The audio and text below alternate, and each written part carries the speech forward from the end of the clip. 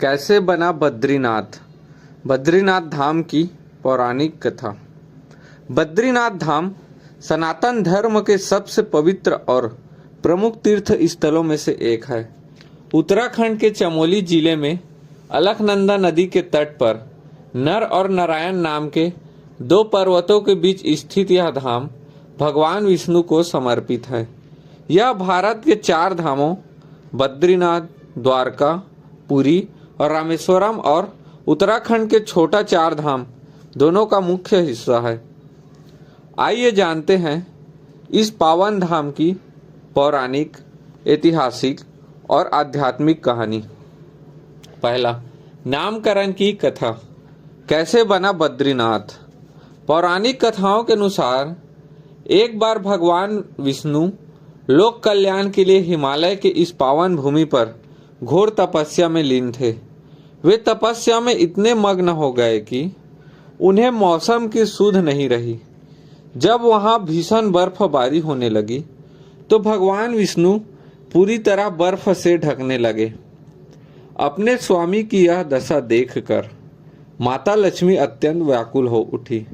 उन्होंने भगवान विष्णु को बर्फ और धूप से बचाने के लिए स्वयं एक विशाल बद्री के वृक्ष का रूप धारण कर लिया और भगवान के ऊपर छांव बनकर खड़ी हो गई। जब भगवान विष्णु की तपस्या पूरी हुई तो उन्होंने देखा कि माता लक्ष्मी बर्फ में ठिठुर रही है और खुद कष्ट सहकर उनकी रक्षा की है। माता लक्ष्मी के इस समर्पण से प्रसन्न होकर विष्णु जी ने कहा, हे देवी, आपने इस बेर के वृक्ष के रूप में मेरी रक्षा की है, इसलिए आज से इस धाम को मेरे साथ आपका भी नाम मिलेगा। लोग मुझे यहाँ बद्रीनाथ, बद्री के नाथ या स्वामी के नाम से पूजेंगे। दूसरा, नर और नारायण की तपोभूमि। एक अन्य प्रसिद्ध कथा के अनुसार इस स्थान पर भगवान विष्णु के 2 अवतारों नर और नारायण ने कलयुग के कल्याण के लिए भारी तपस्या की थी। द्वापर युग में यदि नर अर्जुन के रूप में और आयन भगवान कृष्ण के रूप में प्रकट हुए थे।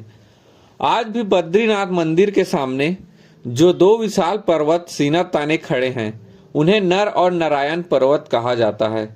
माना जाता है कि ये दोनों पर्वत आज भी भगवान की तपस्या के साक्षी हैं। अलकनंदा में मूर्ति मिलने का इतिहास और पुराणों के अनुसार बद्रीनाथ की वर्तमान मूर्ति चमत्कारी और ऐतिहासिक है। बौद्ध धर्म के प्रसार के दौरान कुछ लोगों ने इस मूर्ति को अलकनंदा नदी में फेंक दिया था। 8वीं शताब्दी में सनातन धर्म के पुनरुद्धार के लिए निकले आदि गुरु शंकराचार्य जब इस क्षेत्र में आए तो उन्हें दिव्य प्रेरणा हुई।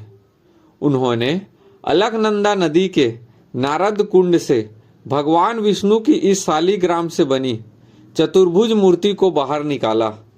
आदि गुरु ने इस मूर्ति की पुनर्स्थापना की और एक भव्य मंदिर का निर्माण करवाया। बाद में गढ़वाल के राजाओं ने इस मंदिर का जीर्णोद्धार करवाया, जो आज हमें दिखाई देता है। चौथा, बद्रीनाथ धाम की मुख्य विशेषताएं। बद्रीनाथ मंदिर स्थापत्य कला का एक ऐसा अद्भुत नमूना है। इसकी बनावट किसी बौद्ध स्तूप या गढ़वाली शैली से मिलती जुलती है। मंदिर के मुख्य गर्भगृह में भगवान बद्री विशाल की स्वयंभू मूर्ति है, जो ध्यान मुद्रा में स्थापित है। तप्त कुंड।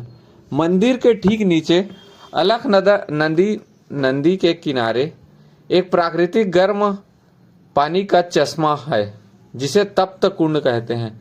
ठंडे पहाड़ों के बीच इस कुंड का पानी हमेशा गर्म रहता है। श्रद्धालु मंदिर में दर्शन करने से पहले इस पवित्र कुंड में स्नान करते हैं। माणा गांव। बद्रीनाथ से मात्र 3 किलोमीटर की दूरी पर माणा गांव स्थित है। इसे भारत का पहला गांव कहा जाता है। यहीं पर व्यास गुफा और गणेश गुफा है, जहां बैठकर महर्षि व्यास ने महाभारत ग्रंथ की रचना की थी। यहीं से स्वर्गारोहणी का रास्ता भी जाता है, जिससे होकर पांडव स्वर्ग गए थे। 5वां, कपाट खुलने और बंद होने की परंपरा। अत्यधिक बर्फबारी और कड़ाके की ठंड के कारण बद्रीनाथ धाम के कपाट वर्ष में केवल 6 महीने अप्रैल मई से नवंबर तक के लिए ही खुलते हैं।